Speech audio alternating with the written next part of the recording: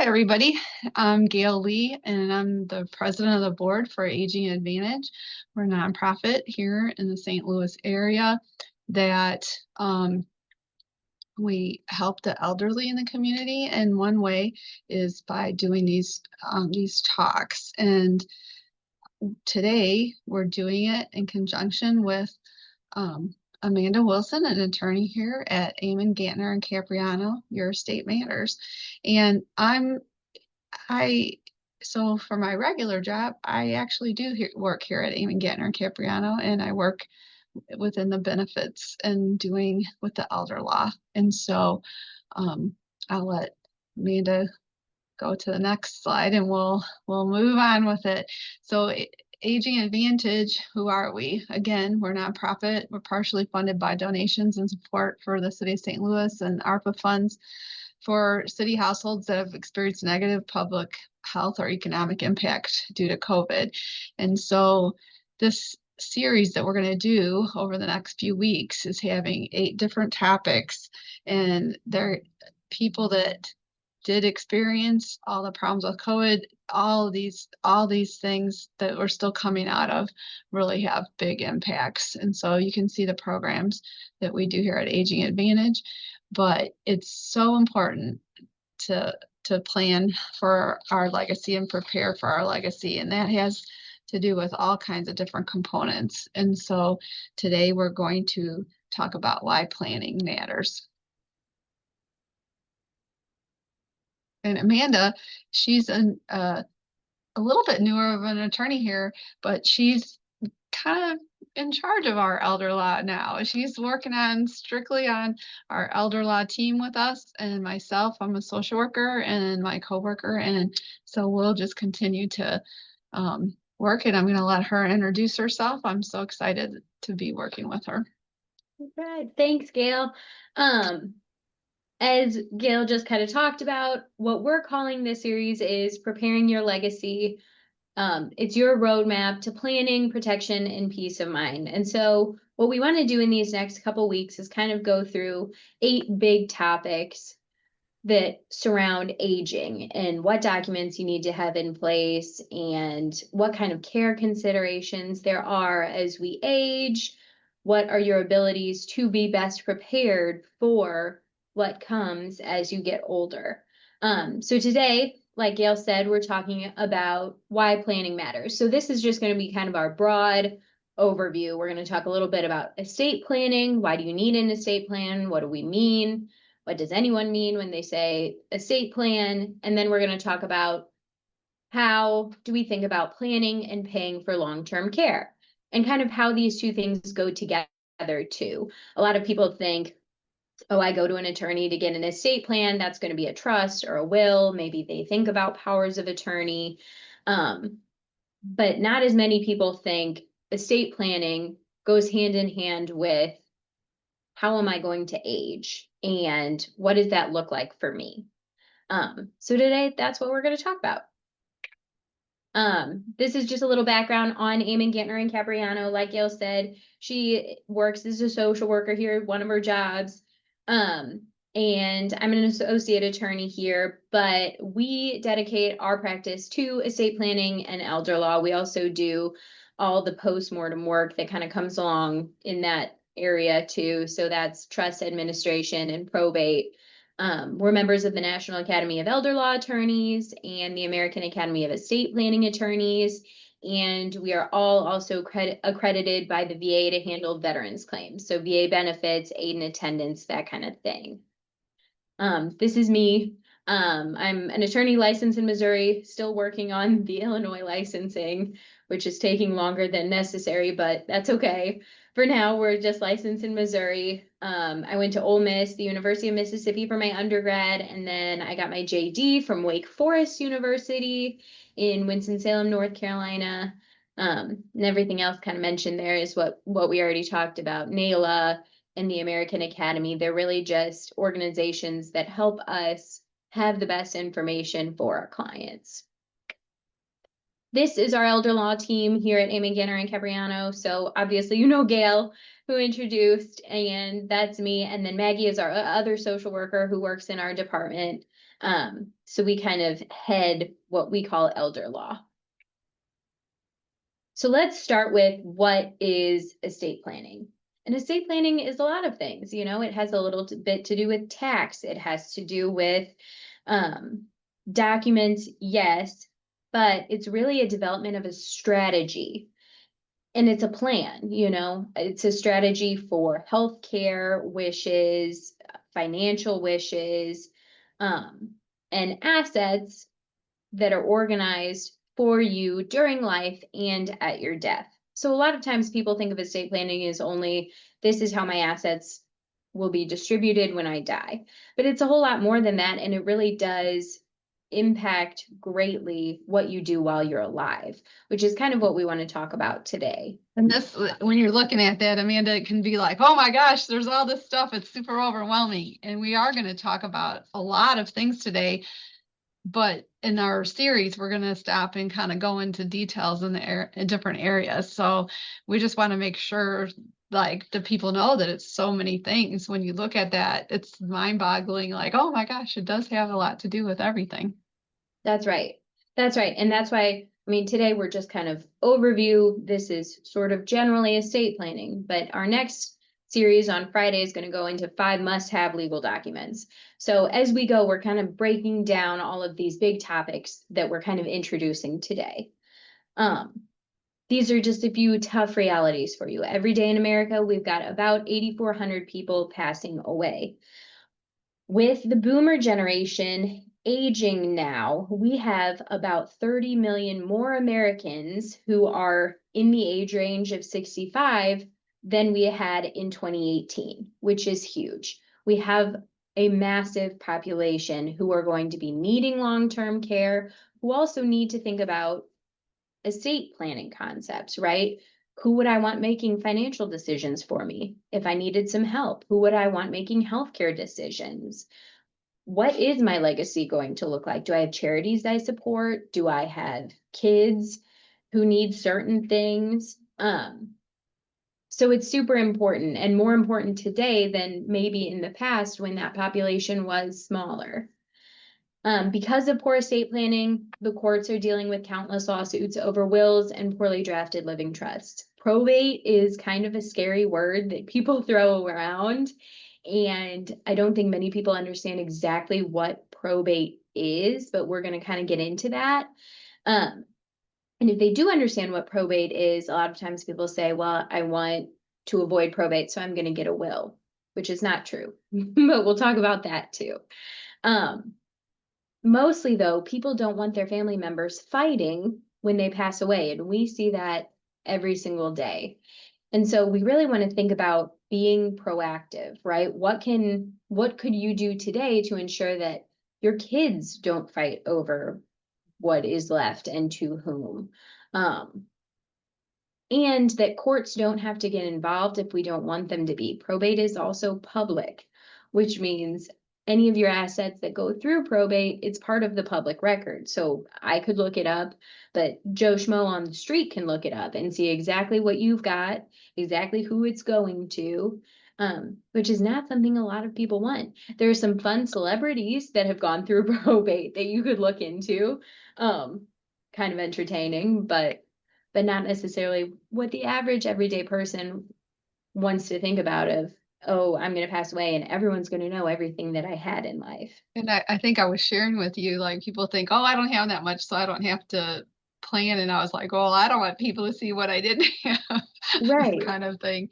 And it's kind of costly. But we see every day kids coming in trying to help with their parents, and it's just sometimes total chaos of trying to figure it out. So that's why it's so important. That's right. That's right. And really, I mean, failing to plan is planning to fail. If you are consciously making the decision of, I'm not going to do this, or the thing we hear all the time is, you know, oh, I'll do it after the holidays, or, oh, I'm waiting a few months because I don't really have the money, you know, sitting aside right now for this. it is a conscious decision to say, I'm putting this off, and it's not fun. A lot of these conversations are not great, and you are facing, it's a conversation about death. And a lot of people are really uncomfortable with that. It's an unfortunate reality for all of us. Nobody's getting out of this alive. And you might as well face it now and have a plan. Because when you don't have a plan, then your options are extremely limited with what happens and with how much autonomy you had over what happens. Yeah, and I'm sure we'll talk about this more in some of the other sessions, but as a child, when you're trying to go talk to your parents, or when as the parent, as you try to engage the children, it's really switching a lot in the roles, and it's uncomfortable to ask your parents, like, well, where's your money? What's here? What's there? Just something that was kind of private before. And so that also leads a lot to that procrastination that you're talking about, I think. Right. Or you leave your kids with the question of, okay, mom never told me, if she got in a car wreck and ended up in a coma, what she wanted done, did she want to stay on a ventilator? You know, did she want the plug pulled? And a lot of families don't have those conversations because it's uncomfortable. But it's worse to leave your children or leave anyone really with the, okay, what now? Even, okay, mom passed away. She never told us, cremation, burial, don't know. And especially at those times, there's so many emotions running so high that if you can have a plan in place, at least you're taking out the stress of, I don't know what I'm doing and I'm emotionally, in turmoil. Um, so with all of that in mind, what are your options? And we kind of just went over, option one, which is no planning at all. So you're saying, you're leaving your family to sort out your finances. You're leaving your loved ones to guess at a lot of your wishes. And you're leaving likely what will be a probate asset, at least one, And when I talk about probate assets, what I mean by that is probate is court supervised management of a decedent, a dead person's estate.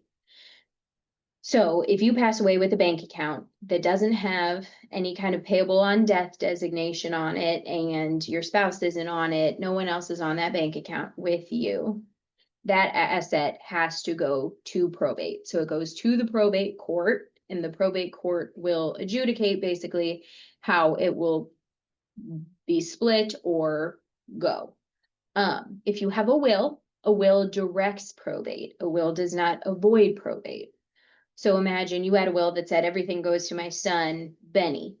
Well, that bank account is still going to go through probate. It's still public. But at the end of probate, everything will go to your one son. If you don't have a will, and let's say you had two kids, right? You had Ben and Jill, then that bank account would go through probate and would pass by what we call the laws of intestacy. So then it's just a statutory scheme of, if you don't tell us what you wanted in life, then we're going to assume first you want everything to go to your kids. If you don't have any kids, then, or if you have a spouse, we'll go to the spouse, then the kids. If there are no kids, then maybe we go out. It's a whole scheme, but it leaves you with no autonomy. It's not what most people want. Your other option is traditional planning. Traditional planning is sort of what I think the majority of the public thinks of estate planning, right? So they think, oh, okay, well, I'll go in, I'll meet with a lawyer for, an hour. They'll draft me some documents. I'll come back and sign them, and then I'm done for the rest of ever,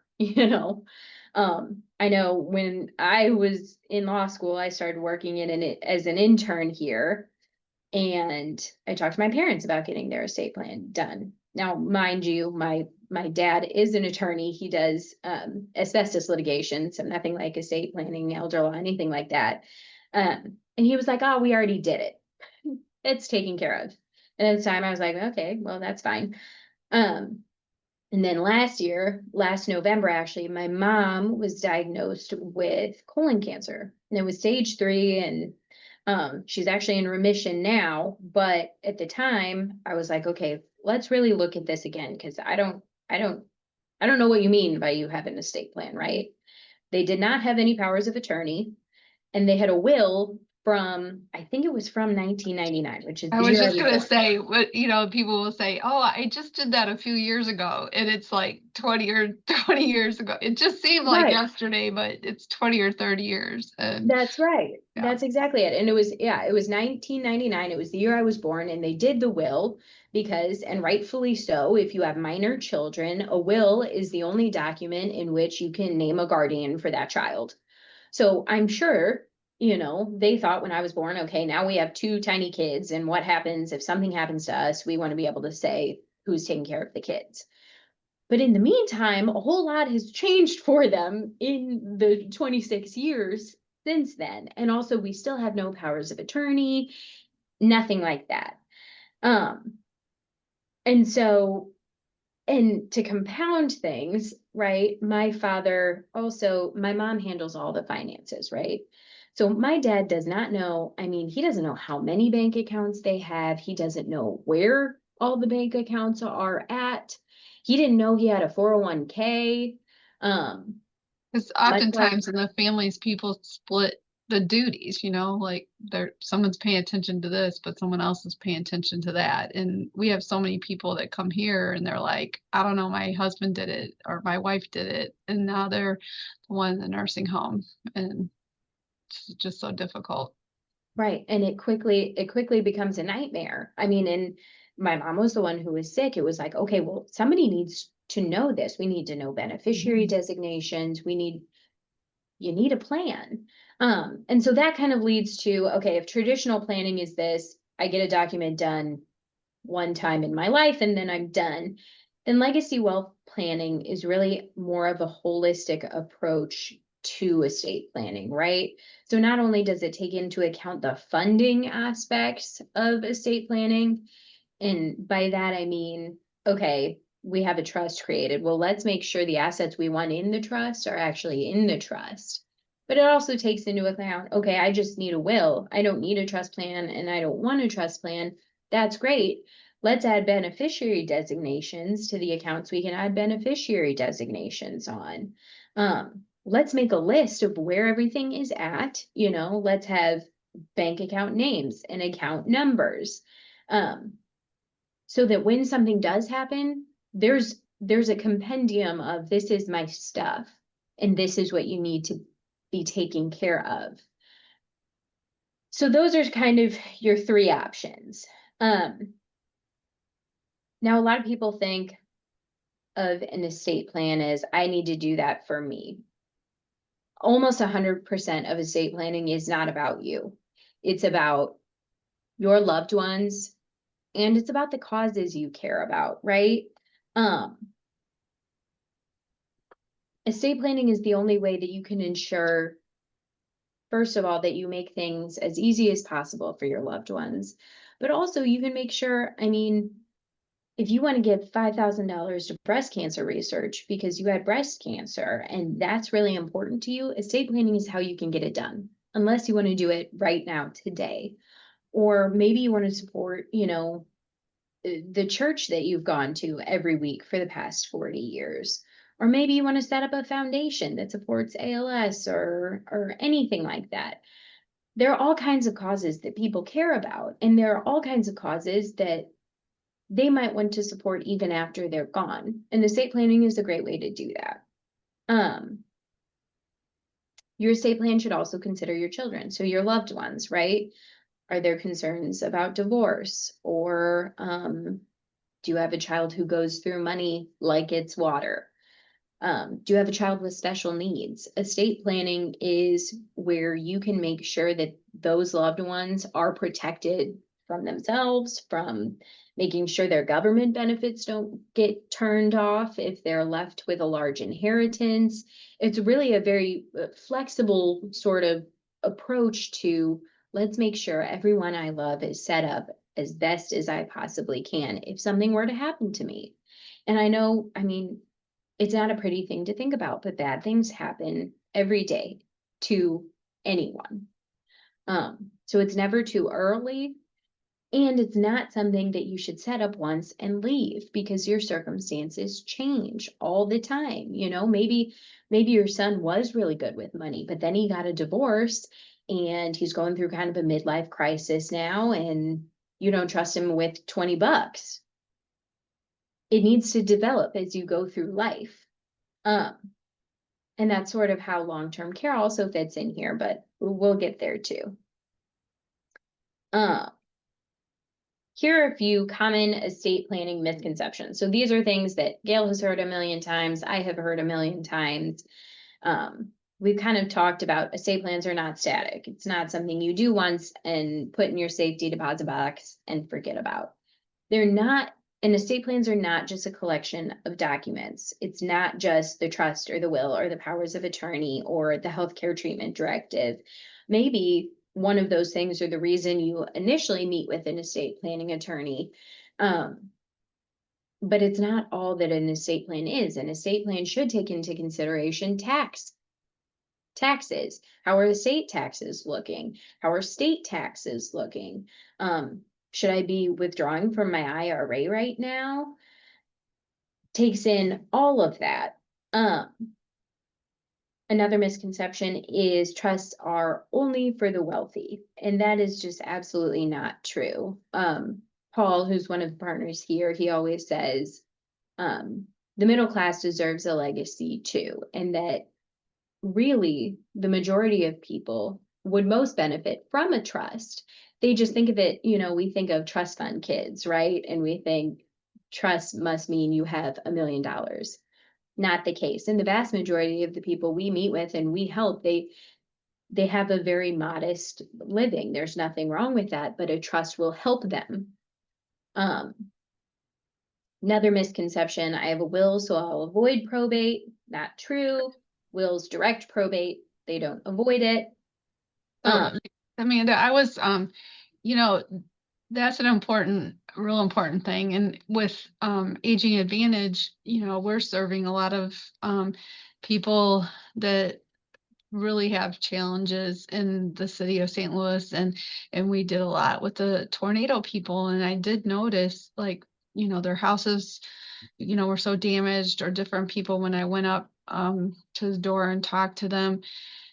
There's so many issues about the titles for some of those houses because people they didn't have a will, they didn't have a thing. And then in Missouri, you do have to have a lawyer to help you through probate. I learned, I'm from Michigan, people can put in for their probate stuff themselves. But here in Missouri, you have to have an attorney. It's also statutory fees.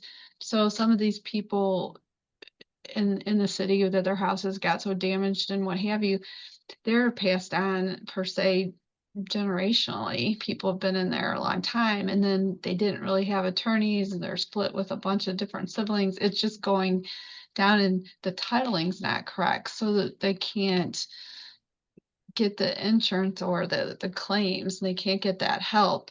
And so when you mention about probate, you have to probate to change a house title, to change a car title, and so you have this title property and you have no way to change it. And so it's really, really important to carry through with that, or even putting those beneficiary designations. But it's hard to put a beneficiary designation if you have 5 kids that you're trying to split it with. Right. Where then if it was in a trust or something. So, you know, even people, if you feel like you don't have a lot of resources, it's so important. And it's so important if you're living, like you were saying, like if you're just disabled or you're the one in the hospital, there needs to be some way for someone to carry on your business. So Right. Well, I and just noticed it a lot when we were going around for the tornado and stuff. I thought, oh my goodness, people really need this. sure, and it's a great point. And what people say too often too is, you know, I don't really have the money for an estate plan right now, and so I'll just let it go and I'll go through probate one day. But I promise you, probate will be more expensive than setting up some sort of plan now. And how are you paying it down the road, and who's paying down the road? It's something to think about too. And maybe it's okay to just say, not my problem. I'll be in the ground. But a lot of people don't want to do that really. And you can get a good plan and a lot of help for not that much money. So And just a lot something of, to think and about. it takes a lot, and I know we're going to talk about it in the other, other sessions and maybe even further along here today, but it does take a long time. So the people are having a long time to access and get the house changed or get the cars changed or even access your funds a lot of the time. So. Yeah. Yeah. Um, Other things we hear all the time, my kids are only in college, so they don't need an estate plan. Um, and in our next series, we're going to talk about five documents that absolutely everyone over the age of majority, which is 18 in Missouri, need to have. Um, and so we'll talk about that more later, but it's absolutely not true. I mean, you should have a plan, and you should have a plan young, because you never know. And that's terrible, but that is what it is, sort of.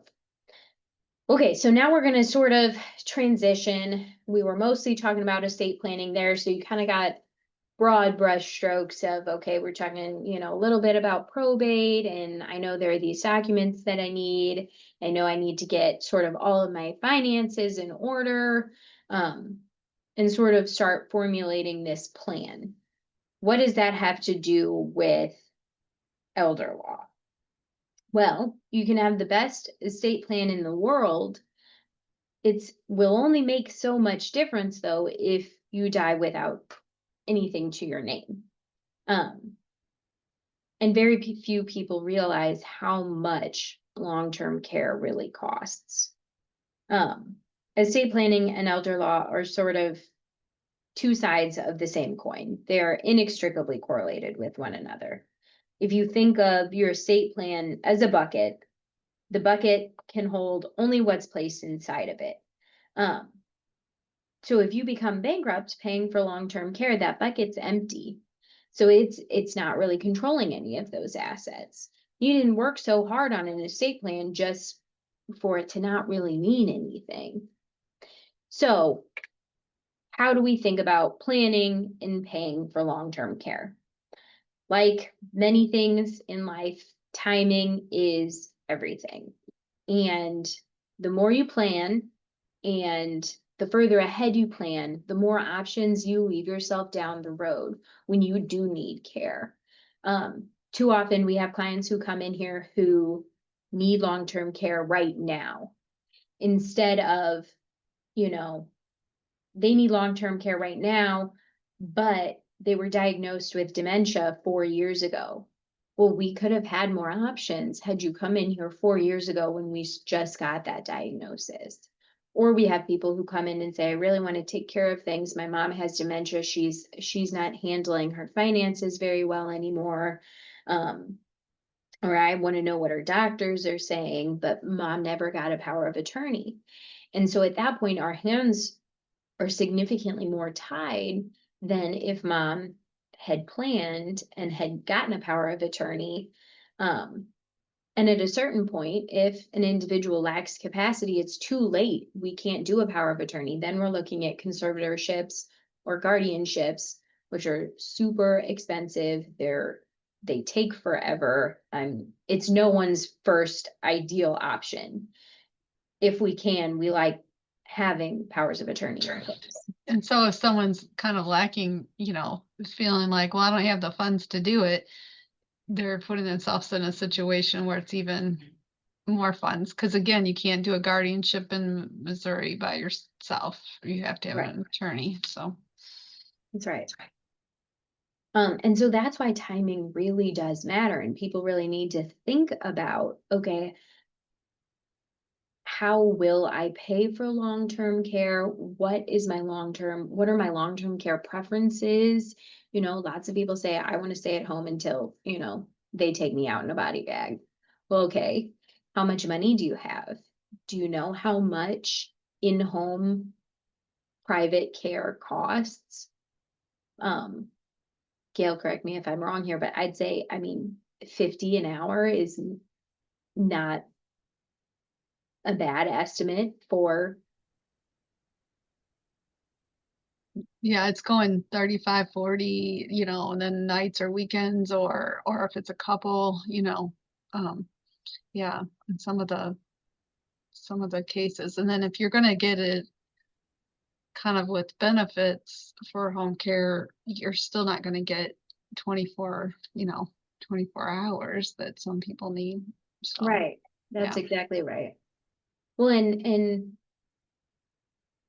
I think often people think of elder law attorneys and they think of elder law and people who do Medicaid applications and VA applications and that kind of a thing. And they think, oh, well, you just want to stick everybody in a facility.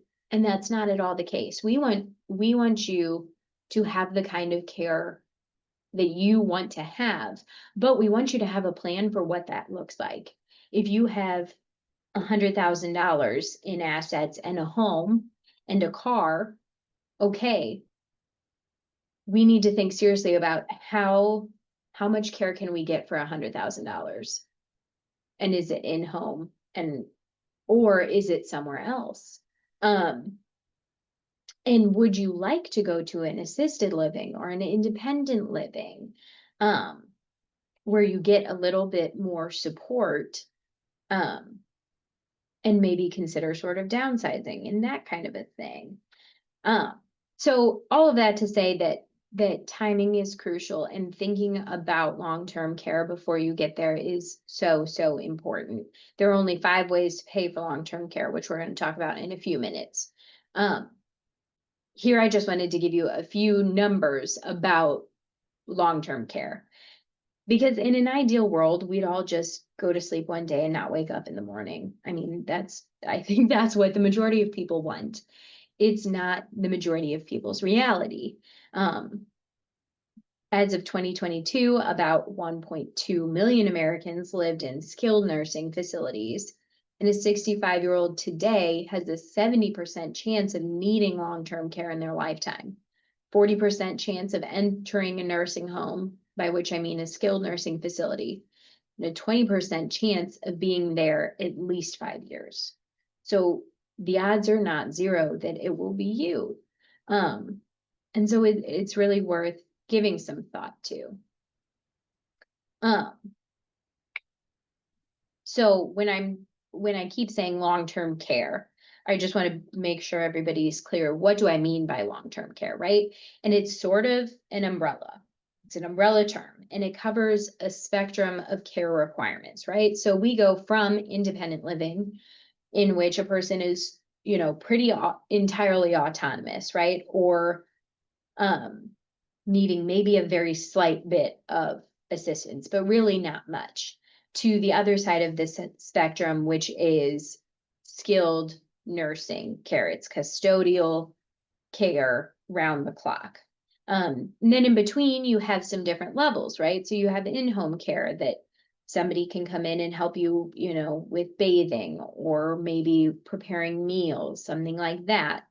You have adult daycare centers, where people can go 8 hours a day or for a few hours a day and get some support. And then you have assisted living, which is sort of your intermediary between independent living and skilled nursing when we think about facility care. So that's sort of generally what we mean when we're saying, let's think about long-term care. Let's think about this whole spectrum, right?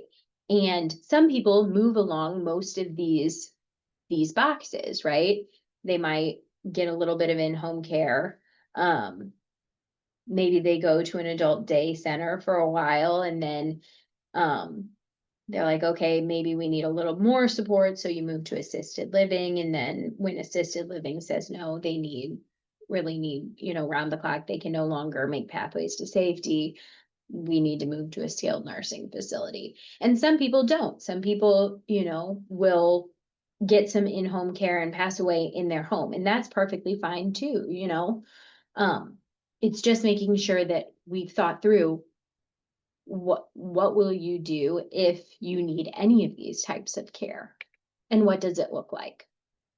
Um, Unfortunately, facility and other long-term care expenses are exploding.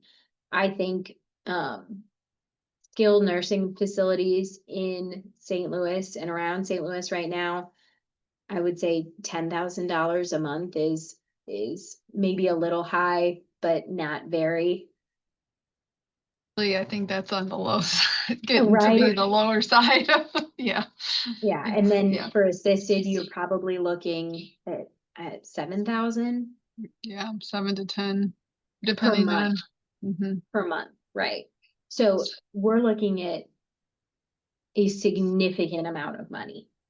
And that's why with the aging advantage, that's why I appreciate the city of St. Louis through the area agency on aging, where they have the programs for companies like ours or providers. There's different providers that um, help with housing or care or home repairs or different programs to help those people that are kind of underserved and needing that assistance to figure out, well, how are they going to do all this, and kind of teaming up with other people. But it doesn't matter, even if you have um, quite a bit of money, as we see, like when we do division of assets, if you have a couple and someone's having to pay that much per month for their spouse, they're going to run out of money very quickly. So it really doesn't matter. You'd have to have millions and millions of dollars for it not to matter to you.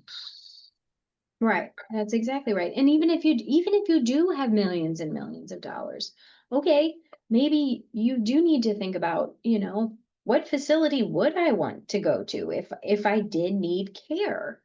Um, do I want to be at home no matter what? What does aging look like for me? Every single person should think about it. Uh, okay. Costliest mistake of the average senior is no plan for long-term care. I think, bar none, it's the costliest mistake. Um, More and more often, facilities are requiring deposits or down payments for a bed, which means you need to think about, where would I want to be, not when you need to go to a facility, but you need to think about it beforehand, because maybe you need to get on a wait list, or maybe they say you need to private pay for 6 months. Um, it's something worth considering before you get to an emergency stage. No plan to protect the family nest egg from the cost of aging. And so what I mean by that is, we all work our whole lives to have a little bit of money, you know, to retire on. You probably, maybe you want to leave it to your kids, maybe you want to leave it to your church. We talked about all the different things that an estate plan can help you do with what you have left. But if you have nothing left because you spent it all on long-term care, none of it really matters. And so that's really what we want to shield for people, is how do we figure out how to make sure that you didn't work your whole life to give it all to a nursing home, or if that is, what you want to do, then that's okay too. But have the plan in place, be aware that I don't care if I spend every penny I ever made, I'm going to die in my home.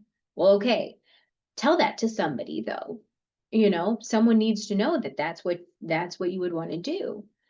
And millions go broke from crushing medical expenses. Something like 22% of 65-year-olds today report having debt from medical expenses.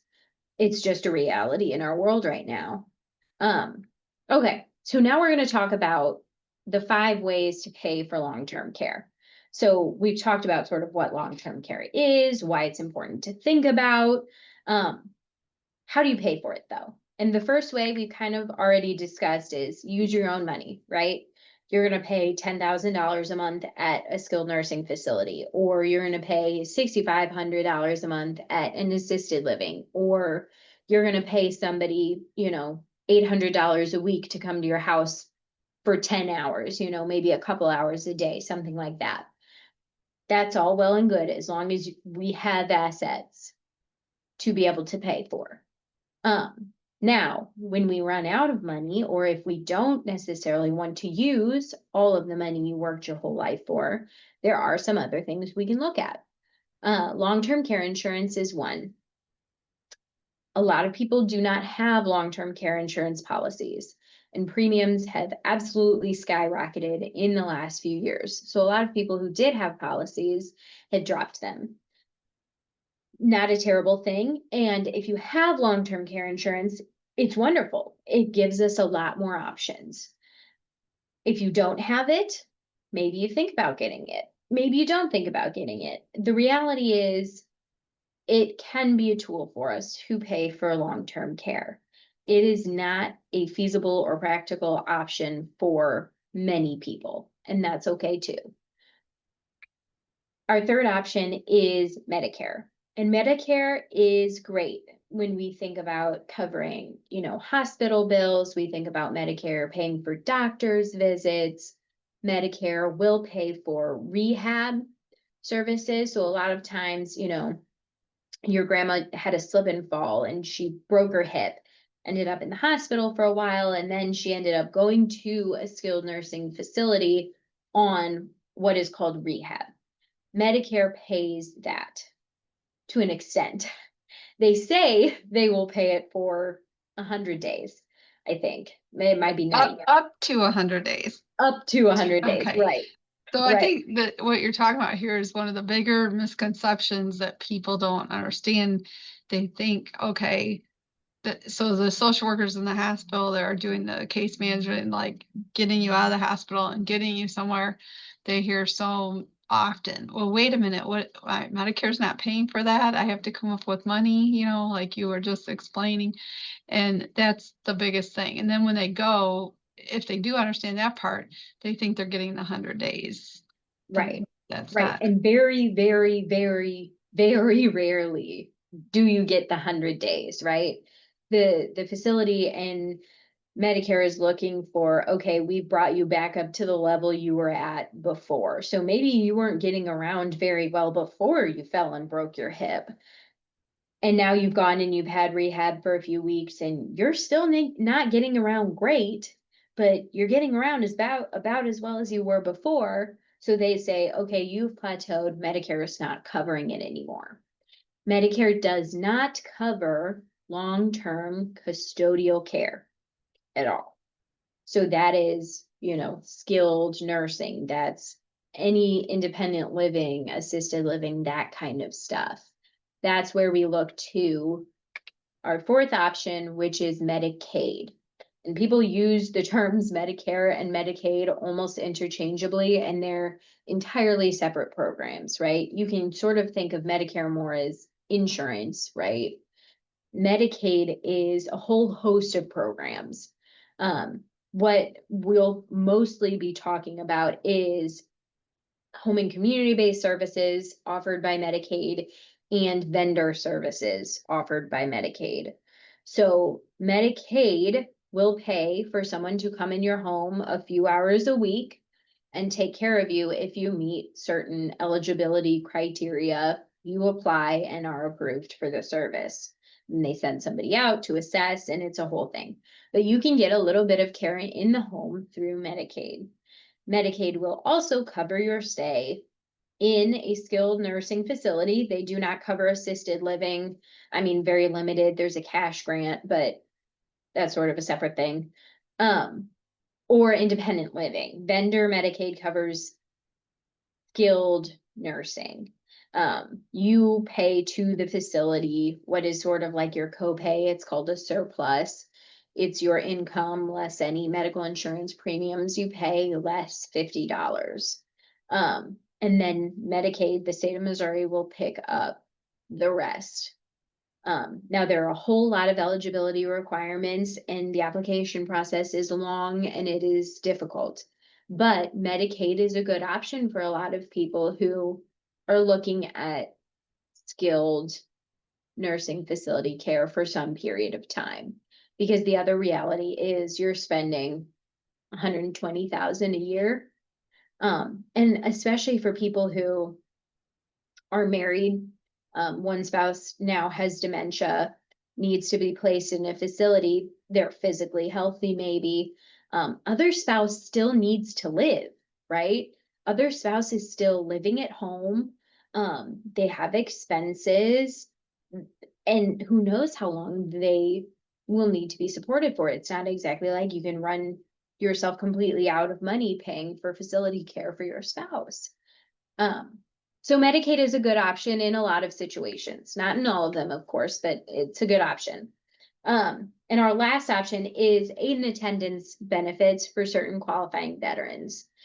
And I say Medicaid's got a lot of rules. The VA has just as many, if not more, and their application process is oftentimes more confusing, in my opinion.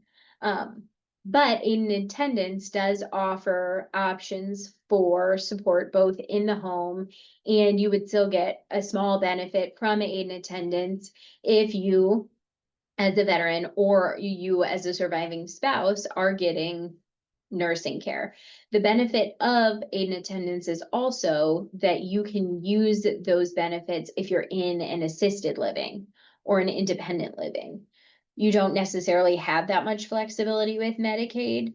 And so that's really huge for people who maybe are paying $6,500 for an assisted living and their income's only, $3,000 maybe. They can get another, $1,300, let's say, from the VA, and all of a sudden they're going to burn through their reserve money a lot more slowly, which is great. So And I think, and we'll talk about it way more Sure. detail when we're doing Medicaid and VA, but a lot of the rules oppose each other. And so Right. if you do certain things for one, it could disqualify you for the other or vice versa. And so it's real important to have somebody helping you that understands both. Right. And you need to be really, really careful about what you're sending in, Yeah, that's exactly right, Gail. So those are sort of the 5 ways to pay for long-term care, right? Private pay, long-term care insurance, Medicare, Medicaid, and VA benefits. And a lot of times we're looking at all 5 of them, right? And trying to piece together what we're going to use when and how we can sort of plan to get you situated in the best way possible for your circumstances, right? For what your health looks like, for what your wishes are for your own long-term care, what your finances look like, all of it. So it's sort of taking everything into account. And then it's undergirded by that estate planning layer, right? So if we have somebody who needs, is in a skilled nursing facility, who has run themselves out of money, needs to get on Medicaid, and the child comes and meets with us, but there's not a power of attorney, well, we need that individual to have the capacity to sign, or we're going to run into problems. So really, some of the estate planning documents work to sort of hold up the plan that we're going to make for long-term care, and vice versa, right? And we'll talk about all of that later, but there are different trusts that we can set up to make sure, to have sort of a shelter if we're thinking about possibly needing benefits down the road. But really they go very much so hand in hand. So let's sort of recap overall, why do you need a plan for the people and causes you care about, for yourself and your loved ones, You need a plan so aging doesn't age you, right? You don't have to let aging win. If you have a plan for what will happen when you get to a certain place, you're winning, right? Your opinion is what will matter the most. Um, and create a plan for peace of mind, right? It's peace of mind about now, it's peace of mind about 20 years down the road. Oh God, where will I be? What will I do if my spouse passes away before I do? I wouldn't be able to live in my home by myself anymore. Um, Plan for your grandchild who has special needs, and how are we going to make sure he stays on his benefits, and how are we going to make sure he has enough set aside so he's okay for the rest of his life. Plan for all of it. So what's next? This was sort of just our introductory video. I hope it was helpful and kind of laid out, okay, this is broadly what we're going to talk about.